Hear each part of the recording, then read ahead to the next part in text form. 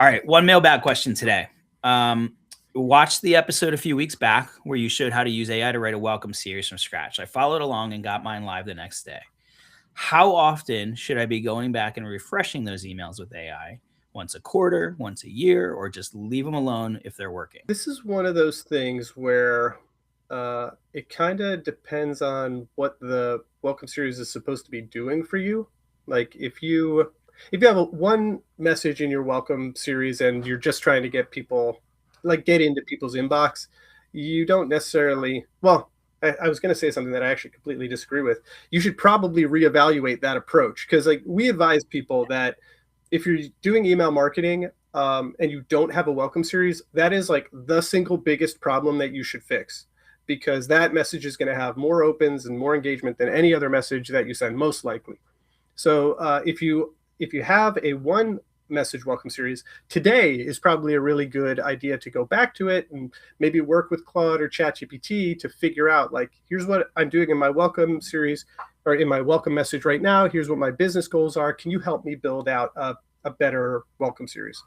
Other than that, I would say like the best times to address your welcome series are when your product offering meaningfully changes, honestly.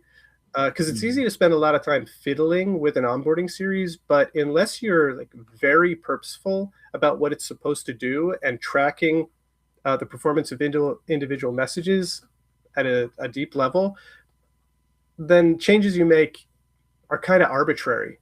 So for most Yeah. of us, if you have a welcome onboarding series, I'd say whenever you make a meaningful change to your product offering, new services, new products, new prices, maybe a new policy around delivery, that might be a good time for you to go back and readdress it.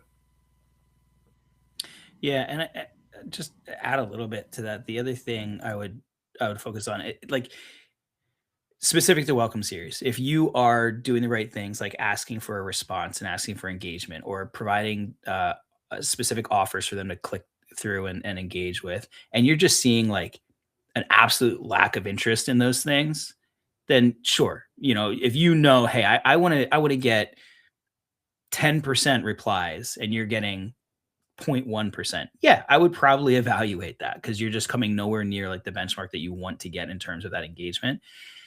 We also like teach over at AWeber very specifically with the welcome series is like to be live, you just need one email welcoming them and asking for that interaction and getting to know each other.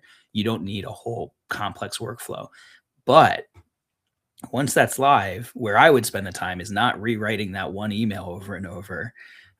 It's what Chris said. It's building out a more complex workflow that offers additional content based on their interests and actions that they take. That's where I'd focus my time. Yeah, agreed.